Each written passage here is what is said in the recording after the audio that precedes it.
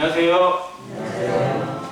반갑습니다. 반갑습니다. 사랑합니다. 사랑합니다. 사회자가 얘기한 대로 장미가 만발해 가고 있습니다. 아직 제가 보기에는 한 30%예요. 이게 정말로 활짝 피면 파란색이 보이지 않을 만큼 정말 빨간 장미로 덮이게 되는데 이번 주일이나 다음 주 수요일이 제일 절정이 되지 않을까 하는 생각이 들었습니다. 계절의 변화 속에서 또 하루하루 가는 속에서도 하나님의 역사가 끊어지지 않고 또 자연을 통해서 모든 것 통해서 우리에게 들려주시고 보여주시는 하나님의 음성을 들을 수 있는 귀가 있다면 우리는 참으로 복된 자입니다. 그 복을 온전히 누려가는 모든 성도 되시기를 간절히 바랍니다. 네, 야고보서 5장 교제 시간인데요. 야고보서도 이제 좀 마무리 시점이 다가오는 것 같습니다.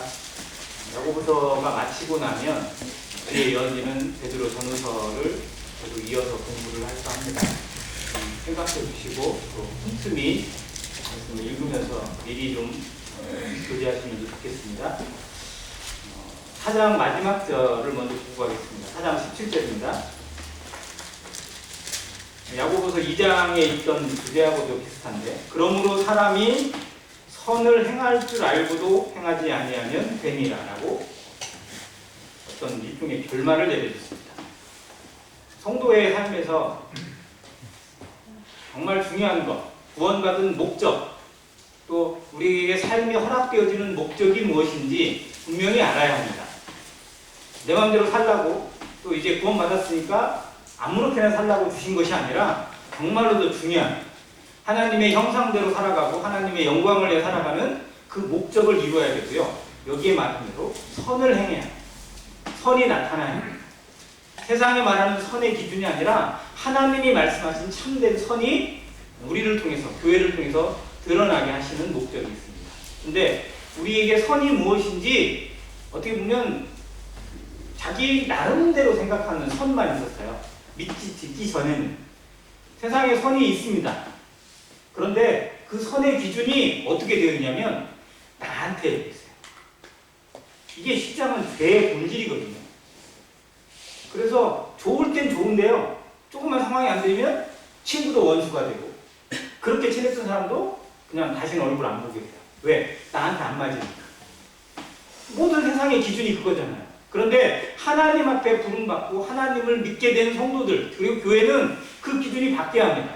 나한테 안 맞더라도 하나님께 영광이라면 그걸 받을 수 있어야 돼요. 그게 선이에요. 근데 이게 내 생각으로 정말 안 되는 거거든요. 말씀에 나를 쳐서 복종시키지 않으면 안 되고 성령 앞에 순종하지 않으면 안 되는 겁니다. 그게 선을 아는 거예요. 말씀을 알아가고 하나님의 뜻을 알아가는 것. 이게 선을 알아가는 겁니다. 근데 선을 알아가는데 행하지 않는다? 이게 죄라는 겁니다. 말씀대로 들었어요. 공부했어요. 배웠어요. 성령이 알려주신 대로 교훈을 받았습니다. 감동을 받았어요. 그래서 깨달았어요. 그런데 행하지 않아요. 나 원래 이런 사람이야. 난 안 돼. 이건 하나님 앞에 죄입니다. 정말로 하나님께서 이것에 대해서 어떠한 심판으로 우리에게 부끄러움을 주시지 않을 수 없지만 정말 우리는 이 말씀 앞에 두려워해야 합니다. 선을 행할 줄 아는, 즉 많이 받은 자에게 하나님이 많이 주신 자에게 많이 받잖아요. 하나님의 은혜를 많이 받았으면 그만큼 하나님께 돌려드리는 것이 지극히 당연합니다. 우리가 받은 은혜가, 우리가 받은 사랑이 많다면 우리도 그만큼 하나님 앞에 돌려드려야 할 책임이 있는 거예요. 그래서 말씀을 받은 것, 말씀을 알고 말씀을 깨달은 것이 얼마나 무거운 책임이 있는 것인지 생각하고 이 말씀 앞에 더 겸손하게 우리의 삶을 돌아보는 그런 시간이 되길 간절히 바랍니다. 5장은 이 말씀을 실천하는 것들에 대한 몇 가지 항목들로 나타나 있습니다. 첫 번째 1절에서 6절까지는 부에 대해서, 재물에 대해서, 돈에 대해서 경고하십니다. 그리고 7절부터 11절까지는 인내에 대해서, 즉 세상에 주어지는 모든 환난 속에 성도가 왜 인내해야 되는지, 어떻게 인내할 것인지를 교훈해주고 있는 부분이고요. 12절은 한 절로 단락해서 맹세하지 말라는 부분으로 경고합니다. 13절부터 17절까지는 기도에 대해서 그리고 간구에 대해서 교훈해주고 있고 마지막은 서로 돌아보는 것을 교훈해 주면서 마무리를 합니다. 가장 큰 대목이 실상은 이 부에 대해서 재물에 눈 돌아가서 살아가는 성도들에 대해서 경고하는 내용이 어떻게 보면 가장 핵심적인 내용이기도 합니다. 1절입니다. 들으라 부한자들아.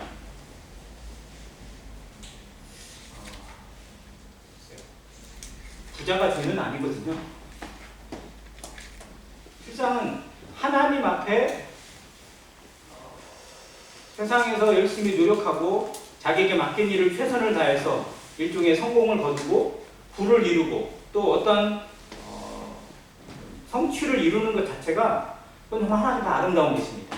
근데 여기서 말하는 부한자들이라는 건 그 의미를 깊이 생각해야 돼요. 부자들을 의미하는 게 아니라 부의 목적이 되어 살아가는 인생을 의미합니다. 성도인데 하나님 앞에 거듭나고 하나님을 위해서 살아간다고 하는데 실상은 목적이 하나님이 아니라 돈으로 바뀌어 있는 성도들.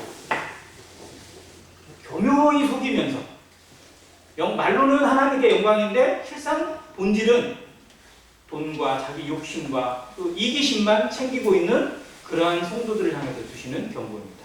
그런데 전화해주세요. 들으라. 잘 생각해 보라는 겁니다. 지금 이대로 괜찮은 것인지 스스로 돌아보라는 의미입니다.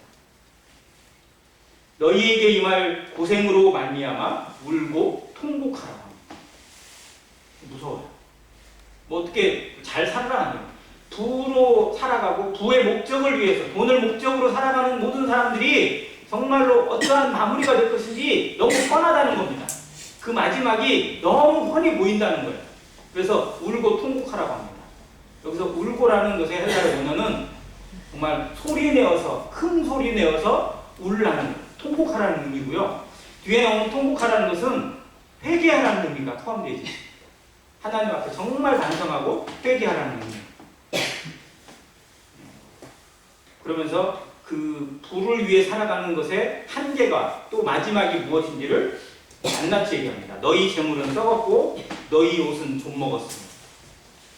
사람들이 나타내는 돈이 많은 것을 표시하는 방법이 여러 가지가 있겠지만 지금은 너무 많다 보니까 돈 많은 사람들은 진짜 어떻게 보면 뭐 저런 데다 돈을 쓰나 싶을 만큼 그런 사람들이 많이 있긴 있어요. 근데 이때 당시 2000년 전의 기준으로 보면 재물이에요. 그리고 옷, 먹는 거, 뭐 이런 게 실제로는 그때 당시에 부를 나타내는 어떤 기준이었거든요. 그 중에서도 이제 재물을 쌓아놓고 옷을 화려한 옷을 입고 그걸로 자기를 드러냈습니다. 나 이 정도야, 나 이런 사람이야 이렇게 드러냈어요. 그런데 그 재물은 썩어버릴 것이고 그 옷은 좀이 먹게 될 거라고. 그리고 너희가 쌓아놓은 은과 금은 녹이 쓸어버린다고. 다 녹이 쓸어버리게 하시고. 그리고 이 녹시 하나님이 내리신 징계, 하나님이 내리신 심판이 너에게 증거가 될 거라고 말씀하십니다. 그것을 하나님이 어떻게 다루시는지를 보라는 겁니다. 그리고 불같이 너희 살을 먹으리라. 무서운 말씀입니다. 이건 마치 지옥불의 심판을 연상시켜요. 야고보서가 참 무서운 부분이 이런 표현, 직설적인 표현이 많아요. 그냥 좀 뭐 가볍게 부드럽게 돌려 말하지 않아요.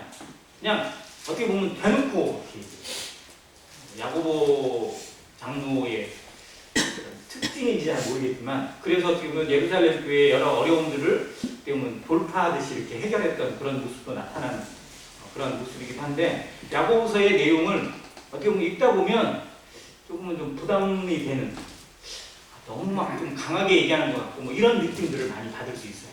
그런데 이게 사실이라는 거예요. 하나님 앞에 이 모습으로는 돈을 사랑하고 재물을 사랑하고 자기를 위해 쌓아놓는 모습 자체로는 하나님 앞에 절대적으로 인정을 받을 수 없다는 겁니다.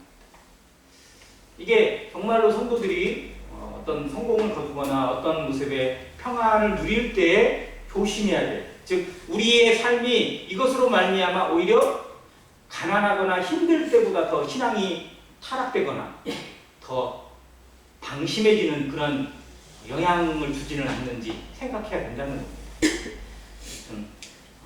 이 모습을 다시 한번 생각하고 여기와 연관되어 있는 모습을 또 다른 말씀에도 찾아보면 디모데전서 6장에 우리가 너무나 잘 아는 말씀. 돈을 사랑함이 일만하게 뿌리가 된다고 하고, 이것을 찾는 자들이 정말 자기 영혼을 스스로 근심케 했다고 하는 부분으로 경고를 주고 있습니다. 자, 그러면 성경에 나오는 사람들, 성경의 사람들은 다 가난했을까요? 아니잖아요. 실제로는 아브라함은 어땠어요? 믿음의 조상 아브라함, 부유했어요. 그 집에 거느리는 사람의 숫자만, 그 집에서 빌리고 연습한 자가 318명이면요, 그에 딸린 가족들까지 하면 1000명을 이렇게 데리고 있었다고 하는 그런 해석을 합니다. 1000명을 거느리고 살아가는 사람이면 이건 뭐 웬만해가지고는 안 되는 거거든요. 그만큼 아브라함도 가진 것이 있고 또 소유한 것이 있었어요. 하나님이 주신 언약도 그래요. 네가 그냥 담는 모든 땅을 다 너에게 주겠다, 뭐 이렇게 얘기했잖아요. 이삭도 하나님 앞에 순종했을 때 그가 농사를 지었더니 그냥 100배의 수확을 거둬가지고 막 거부가 돼요. 이런 무슨 성경이 주고 이게 복으로 나타나 있어요. 그러니까 그런데 중요한 건 그들이 그 재물에 노예가 되지는 않았다는 거예요. 재물로 말미암아 하나님을 잃어버리거나 하나님의 신앙에서 미끄러지지 않았다는 겁니다. 이것이 중요한 겁니다. 자, 그런데 정말 성경에 나오는 인물 중에 제일 부자 누구죠? 제일 부자. 성경의 인물 중에 제일 부자. 솔로몬이죠. 솔로몬이 제일 부자 아니에요? 뭐 그 이상 더 부자 없어요? 세상에서 제일 내놓고 봐도 그런 부자 없어요. 왜? 아버지가 물려놓은 재산 자체가 뭐 평생, 아니 평생이 아니라 갖다 버려도 버릴 수가 없을 만큼 많아요. 전에 한번 말씀드렸잖아요. 다윗이 남겨둔 게예요. 성전을 지으라고 남겨둔 게 금이 몇 달란트를 남겼다고요? 금을? 우리가 구원받은, 우리가 은혜로 하나님 앞에 구원받은 것의 은혜에 대해서 성경이 말할 때 몇 탕감 받았다고? 1만 달란트 탕감 받았다고 그러죠? 1만 달란트를 계산하니까 지금 금값이 좀 비싸잖아요. 20조 나옵니다. 1만 달란트. 지금 금 시세로 계산하니까 20조 나와요. 우리나라에서 제일 부자예요.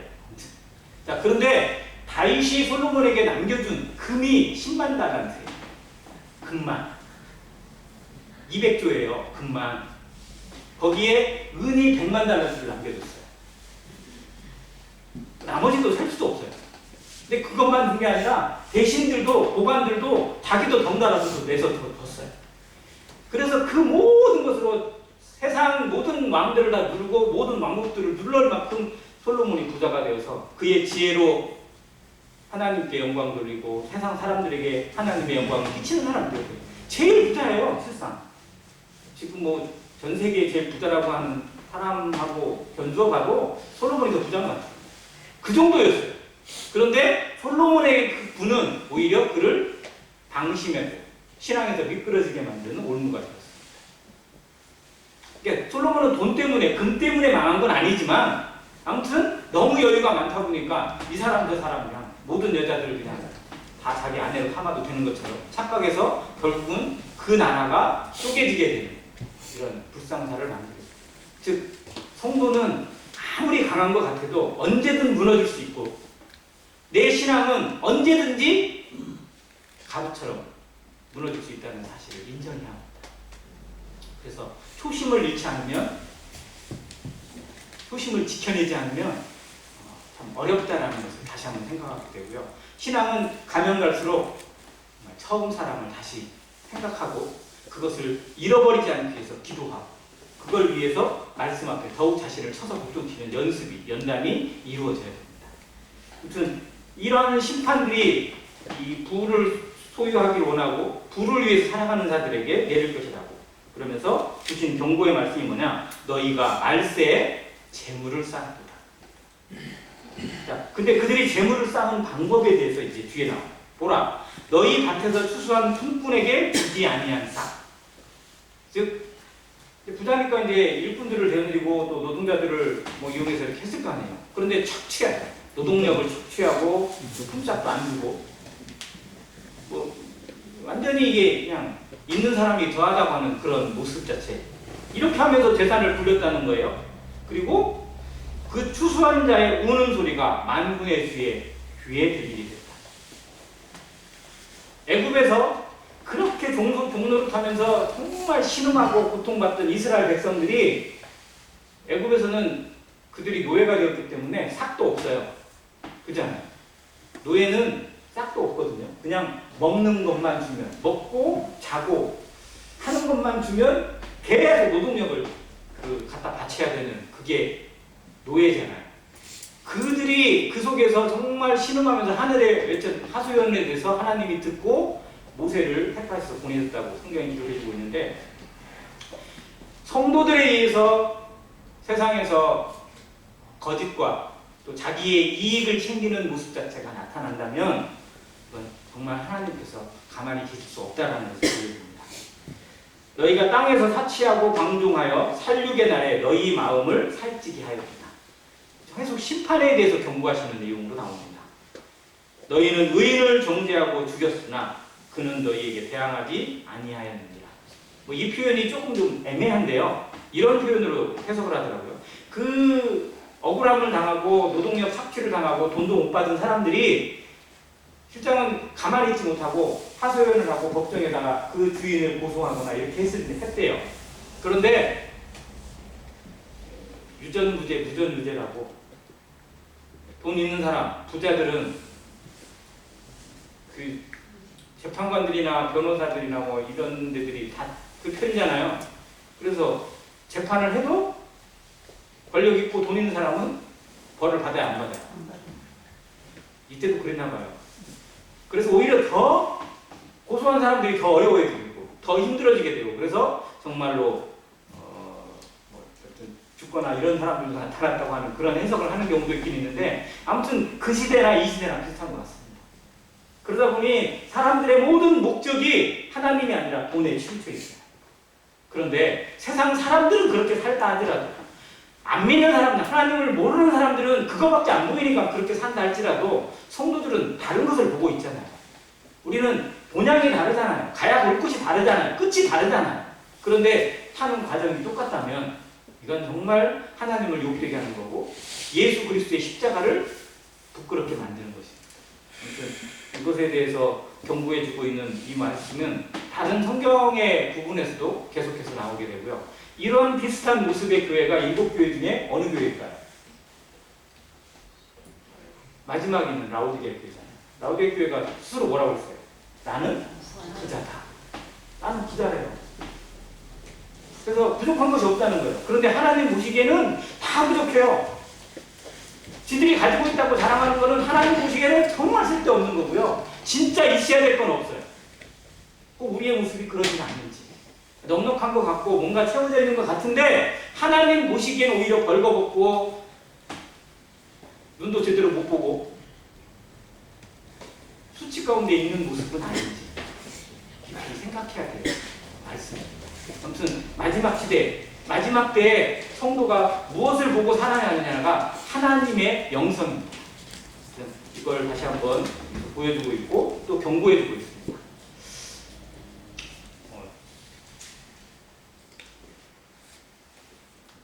여러분 좀 그런 이야기들을 성도들이 모이면 듣는데, 신앙의 가운데서 우리의 마음이 가장 순수하고 가장 뜨겁고 정말 그냥 다른 것이 전혀 계산되지 않았던 때가 혹시 언제였다고 생각이 되어지세요? 본인에게 있어서 처음 구원 받고 또 정말 힘든 가운데 모이기를 힘쓸 때 자가용 있었어요? 없었어요? 교회 오려면, 예배당에 오려면 걸어오거나 정말 없는 시내버스만 타고 막 시내버스도 여기까지 안 와요. 어디 내려서 또 한번 갈아타고 막 이렇게 와야 되거나 그렇게 와요. 보통 오는 시간이 뭐 좀 멀리서 오는 분들은 1시간 넘게 걸려요. 그런데 그 모이는 것 자체가 너무 기뻤고 그 모임을 위해서 정말로 막 모든 걸 준비하는 그런 모습들, 그리고 모여서 막 서로 막 헤어지기 아쉬워가지고 어느 집에 가서 자거나 그때는 다른 성도 집에 가서 참 많이 잤던 것 같아요. 정말로. 정현님 집에 가서 많이 잤었는데 방 한 칸이었어요. 방 한 칸. 옆에 다니엘 막 정말 막 어린 다니엘 옆에서 찌그러 자고 있고 왜? 졸리니까. 근데도 가서 막 교제하고 그랬던 기억. 87년, 88년 뭐 이때였는데요. 아무튼 그 시절에는 뭐 다른 것들이 전혀 생각이 안 됐던 것 같아요. 그냥. 성도들만 보면 좋았고 성도들과 만나는 것 자체가 기뻤던 것 같고. 근데 넉넉해지고 여유가 많아지고 다들 자동차도 있고 어떻게 보면 다들 뭐 살만한 집들을 다 가지고 계시고 그런 상황이 됐는데 모이는 것들은 더 힘들어져요. 우리 마음이 우리의 가진 재물이나 우리의 가진 여유로 말미암아 녹슬어가고 있는 것은 아닌지 한 번쯤 생각해 볼 필요가 있다는 거예요. 정말 하나님이 원하시는 게 이런 겁니다. 하나님이 기뻐하시는 교회의 모습은 어떤 것인지 우리 안에서 조금이라도 회복하기 위해서 더 모이기를 힘쓰고 더 서로를 돌아보는 마음이나 또 어려운 가운데 있는 성도를 살피고 그를 돕기 위해서 기도하고 또 물질로도 직접 이렇게 도와줄 수 있는 그런 헌신적인 모습 자체가 우리 가운데서 자발적으로 나타나지 않는다면 우리는 입으로만 그리스도인이 되고 맙니다. 아무튼 이런 모습을 다시 한번 마음에 새기게 되고 정말 성도의 삶에서 우리에게 주시는 재물이나 시간이나 또 어떤 여유가 누구를 위한 것인지 다시 한번 돌아보기 원합니다. 생각해야 돼요. 이것이 하나님이 이렇게 허락하시고 이렇게 주신 것들이 과연 무엇을 위해서 주신 것인지 나는 이것을 어떻게 쓸 것인지 어떻게 활용할 것인지. 그래서 진짜 부자는 우리나라의 제일 부자로 성공한 사람 얘기할 때 개성상인 얘기 들어보셨잖아요. 개성상인 중에 김상옥이라는 사람이 있습니다. 자네한 드라마에 나오긴 했는데 그 사람이 어떤 개성상인들이 했던 말이 뭐냐면 돈에 대해서 중요한 게 뭐냐, 돈을 모으는 게 중요하냐 아니면 돈을 어떻게 버는 게 중요하냐 아니면 돈을 어떻게 쓰는 게 중요하냐. 뭐가 중요하냐? 니들이 내린 결론, 돈을 어떻게 쓸 거냐가 중요합니다. 어떻게 버는 것도 중요합니다. 좋습니다. 어떻게 모으는 것도 참 지혜로운 거예요. 그런데 중요한 건 이 땅에 열심히 모아놓은 것이 실상은 무엇을 위한 것인지 알아야 되죠.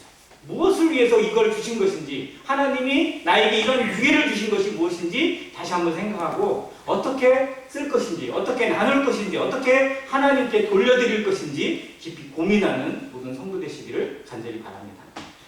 7절입니다. 11절까지 다 볼 수 있는지 모르겠는데요. 보겠습니다. 그러므로 형제들아, 주께서 강림하시기까지 길이 참으라. 이게 갑자기 그러므로가 나왔어요. 앞에 내용에서는 돈에 대해서, 재물에 대해서 살아가고 있는 그런 성도들을 경고하고 그것이 얼마나 허망한 것인지 계속해서 생각하게 하셨어요. 근데 그러므로라고 얘기합니다. 그러므로 길이 참으라.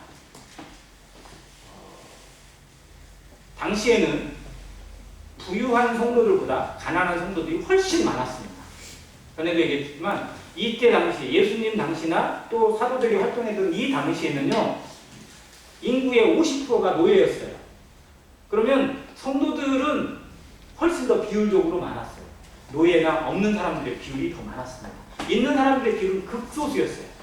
그런데 그 극소수에서 있는 사람들이 정말 고통받고 하는 그런 모습에 대해서 경고했다면 이제 없는 사람, 누리지 못하는 성도들, 대부분의 성도들에게 주시는 것은 뭐냐면 그러므로 길이 참으라는 거예요. 주께서 그 가운데서도 너에게 소망을 주시고 인내하게 하시고 그 가운데 열매를 맺게 하시고 정말 참된 본향이 무엇인지 보여주신다는 겁니다. 그러면서 인내에 대해서 말씀해 주시고 이른 비와 늦은 비를 농부가 기다리는 마음으로 신앙생활을 해나갈 것을 얘기합니다. 너희도 길이 참고 마음을 굳건하게 하라. 주의 강림이 가까웁니다. 이건 데살로니가 전후서에서 주신 말씀이거든요. 데살로니가 전후서는 사도 바울이 가장 짧은 사역을 통해서 생겨난 교회에 실상은 사도행전을 살펴보면 한 2, 3주 정도 그 회당에 들어가서 복음을 전했을 때 생겨난 교회거든요. 그런데 몇 달 되지도 않아가지고 쫓겨났어요. 왜? 그냥 유대인들이 막 저기서도 전환해가지고 막 쫓아와가지고 계속 쫓아내가지고 결국은 베레아로 도망갔고, 베레아에서 쫓아와가지고 결국은 또 아덴까지 도망갔던 뭐 이런 모습을 보게 되거든요. 그래서 제일 미안한 마음을 가지고 있는 교회가 데살로니가 교회였어요. 사도 바울의 입장에서. 왜냐하면 충분히 양육을 시켜주지도 못하고 충분히 교제해주지도 못하고 그냥 쫓겨가듯이 그냥 도망쳐 나왔거든요. 그런데도 거기에 있는 성도들이 너무 잘 보이고 있고 그렇지만 환난 가운데서도 너무 아름다운 간증을 보이고 있다는 소식을 들었을 때 마음이 너무 가뿐하여가지고, 그래서 데살로니가서 1장에 보면 너희 믿음의 믿음의 역사와 사랑의 수고와 소망의 인내에 대해서 들었다고 이렇게 기록해 주면서 시작을 하거든요. 자, 그들에게 주신 말씀도 뭐냐면 주께서 가까우시다라는, 주님께서 곧 오신다고 하는 약속을, 그러면서 주의 공중 재림에 대해서 아주 자세하게 설명을 해주고 우리의 소망이 거기에 있다라고 이야기해 주고 있는 그런 대목을 보게 됩니다. 야고보도 역시 이 부분을 얘기해 주고 있습니다. 어려운 가운데 지내는 성도들, 상처받고 또 어떻게 보면 그렇잖아요. 진짜 자본주의 사회가 좀 어려운 게 뭐냐면요, 다 같이 힘들면 본인이 좀 더 힘들어도 그냥 그러려니 해요. 근데 어떤 사람은 엄청 부자고 어떤 사람은 힘들면 상대적인 박탈감이 커지게 되는데 교회에 그걸 좀 느껴졌었나 봐요. 그런 성도들이 있었나 봐요. 그런 성도들에게 주님이 주시는 소망으로 굳건하게 인내하고 정말로 사람에게 상처받지 않는 그런 모습을 이 기도를 통해서, 인내를 통해서 배우게 하십니다. 자, 형제들아 서로 원망하지 말라. 저는 여기 부분을 이렇게 해석해요. 있는 사람들과 없는 사람들. 그리고 야고보서 4장에 가보면 부자나 가난한 사람이 있을 때 그거를 차별하거나 이런 모습들에 대해서도 경고해 주신 부분이 있는데, 그런 것으로 인해서, 사람으로 인해서 사람은 원망이 나옵니다. 교회 안에서 비교되거나 상처받거나 혹은 정말 사소한 것 같은 그런 것으로도 우리는 원망과 또 시기가 나올 수 있거든요. 그런데 정말 참된 인내는 이 원망을 극복하고 시기를 이겨냅니다. 교회가 교회다워지고 성도의 삶이 성숙해질수록 원망과 시기를 극복해내는 기도가 나오거든요. 우리 삶에서 수시로 원망이 나오고 뭐가 튀어나오고 비교하고 이렇게 튀어나왔다 그러면 내가 어리구나 라고 생각하면 됩니다. 아무튼 신앙의 성숙은 원망을 기도로 승화시켜가고, 그리고 어떤 원망의 상황 속에서도 정말 불편한 어떤 그런 상황 속에서도 주님으로 말미암아 평강을 잃지 않는 그런 힘에 담겨 있다고 할 수 있겠습니다. 그러면서 제 주의 강림이 가까우니라, 그리고 심판주가 문 앞에 서 계시다고 하는 표현을 해주고 있습니다. 이 부분은 라오디게아 교회에 주신 계시록 3장 20절 말씀하고도 거의 보라 내가 문 밖에서 들으니 누구든지 내 음성을 듣고 문을 열면 내가 들어가 그로더불어 먹고 그는 나더불어 먹으리라. 주님이 정말 문 밖에 서서 두드리고 계십니다. 정말 두려운 말씀이에요. 내 안에 주인으로 계셔야 되는 주님께서, 그러면 내가 주인 행세하다 보니까 문 밖에 서 계세요. 교회의 주인이고 머리 대신 예수 그리스도께서 오히려 문 밖에 계셔서 나 들어가게 해달라고 문 두드리고 계시는 모습이 정말 이 시대의 교회의 모습일 수도 있습니다. 이름으로는, 말로는 예수 그리스도의 영광, 하나님의 영광, 하나님께 예배인데 정말로 삶의 본질에서는 내가 주인 되고 우리가 주인 되어서 멋대로 해도 상관없는 것처럼 살아가고 있다면 정말로 라오디게아 모습이고 또 경고를 받아봤구나 이런 모습일 수도 있습니다. 아무튼 이 인내에 대해서 이야기하면서 욥을 들어줍니다. 11절 보겠습니다. 보라 인내하는 자를 우리가 복되다 하나니 너희가 욥의 인내를 들었고 주께서 주신 결말을 보았거니와 주는 가장 자비하시고 긍휼히 여기시는 분입니다. 사람이 아무리 고난을 많이 당하고 어려움을 경해도 욥과 같은 고난을 당할 사람은 없을 것 같습니다. 우리가 힘들어도 욥보다 더 힘들 수는 없을 것 같아요. 물론 주님보다 더 힘들 수도 없고요. 근데 욥이 당한 고난, 욥에게 주신 고난의 시험은요, 예수 그리스도의 당하신 고난의 모습을 그대로 보여주는 내용이기도 합니다. 그래서 욥에게 그 고난을 허락하심을 통해서 어떻게 보면 복음의 메시지도 어떻게 보면 욥기에 담겨져 있다고 할 수도 있습니다. 근데 욥의 고난을 생각하라는 겁니다. 그리고 욥이 당한 고난을 통해서 주께서 주신 결말이 무엇인지를 생각하라는 겁니다. 구약 성경을 아는 성도들, 특히 야고보서는 유대인 성도들에게 주로 기록됐던 내용이기 때문에 욥기에 대해서는 너무나 잘 알고 있습니다. 그리고 욥기를 어떻게 보면 달달달 외우는 성도도 많았을 거예요. 그런데 그 내용을 잘 아는데 나한테 적용을 못 시켜요. 우리가 그래요. 성경을 잘 압니다. 그런데 내 삶에 적용을 시키지는 않아요. 지식으로만, 아는 것으로만, 누구에게 이야기하는 것으로만 머물러 있다면 이건 실상은 하나님 앞에 선을 알고도 행하지 않는 죄가 됩니다. 그래서 말씀을 안다는 것은 그 말씀이 내 삶에 적용이 되어지고 경험이 되어지고 그 말씀 앞에 나를 서서 복종시키는 순종으로 나타나는 삶이라는 것을 다시 한번 생각하게 됩니다. 욥기를 압니다. 그리고 욥에게 주신 결말이 어떠한지 보았습니다. 욥이 그렇게 고통을 당하고 어려움을 당하고 모든 것을 다 잃어버렸고 심지어 찾아왔다고 위로해서 찾아오는다고 하는 친구들 3명이 와가지고는 오히려 그냥 속이라는 속을 다 긁어놓고 그래서 결국은 욥도 화가 나가지고 막 그냥 그들과 싸워요. 그러다 보니까 이 똑똑한 사람들이 막 싸우다 보니까 온갖 것들이 다 튀어나와요. 그렇지 않아요? 모르는 사람끼리 싸울 때는요, 뭔가 좀 지식이 짧거나 좀 아는 게 별로 없는 사람이 싸울 때는 그냥 단순해요. 서로 욕만 해. 근데 똑똑한 사람이 싸우잖아요. 자기 아는 거 다 끄집어내가지고 내가 옳다, 내가 하는 것을 굴복시키기 위해서 이렇게 하게 돼요. 이게 TV에서 하는 그런 TV 토론 같아요. 막 서로 전문가들로 나와가지고 막 얘기하는데요. 도대체 결론이 없어요, 결론이. 아무 결론도 없이 막 자기 자랑만 막 하는 것 같아요. 그렇게 1시간을 보내고 2시간. 근데 욥기는 그렇게 몇 날 며칠을 그렇게 싸우고 있었어요. 그런데 그 모든 순간을 정리하시는 하나님의 음성을 들었을 때 누구도 입을 열 수가 없어요. 그냥 입을 닫는 겁니다. 하나님이 나타나시면 하나님의 임재가 있으면요, 우리가 행하던 모든 것들 다 스톱입니다.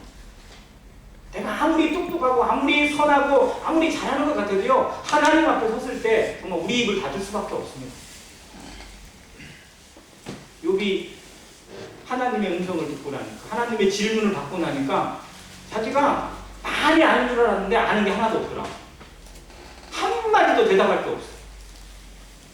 네가 성도의 모든 과정을 봤느냐, 뭐 어디를 가봤느냐, 뭐 이거 길을 아느냐, 뭐를 어떻게 됐는지 아느냐, 그 동물들은 어떻게 해서 저렇게 하는지 아느냐 막 물어보는데 내가 아는 게 많은 게 아니라 모르는 게 훨씬 많구나 라고 깨닫게 돼요. 우리도 그러지 않나요? 성경을 읽으면 읽을수록, 말씀을 묵상하면서록 아, 정말 내가 모르는 게 많구나 라고 하는 것을 절감하게 됩니다. 아무튼 그런 욥에게 하나님께서 다시 결말을 내려주시는 게 뭐냐면, 친구들에게 입을 닫고요, 욥이 하나님 앞에 어떠한 사람인지를 하나님의 입으로 증거해 주십니다. 사람들 앞에 증거하시고 드러내세요. 하나님이 우리를 천사들 앞에서, 모든 사람들 앞에서 드러내실 것입니다. 얘는 이런 사람이다, 얘는 이런 성도다 라고 자랑하실 거예요.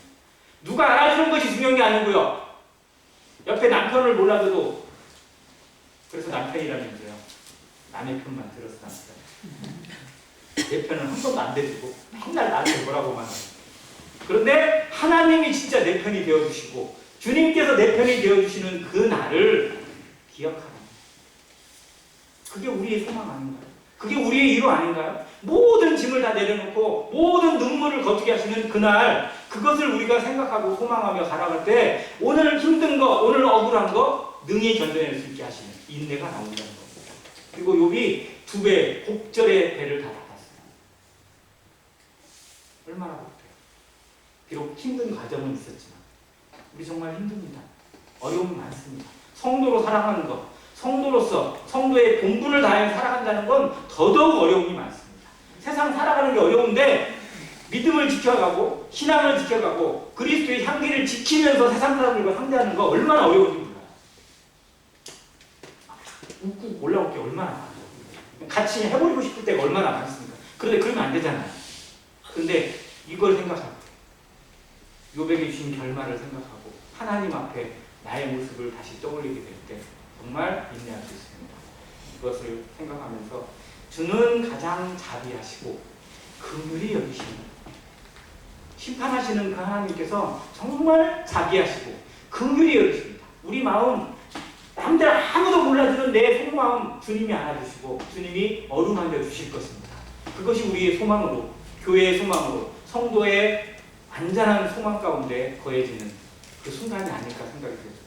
이것을 야고보가 권면해 주면서 힘들어도 억울함이 있어도 그리고 정말 교회 안에서 정말 원치 않는 상처가 있거나 혹은 눈물이 있어도 정말로 능히 이겨낼 수 있는 믿음의 길을 보여주고 있는 것 같습니다. 우리에게도 이 말씀이 그냥 글이 아니라 주님의 위로로, 주님의 손길로, 성령의 터치로 내 마음을 어루만져 주시기를 원합니다.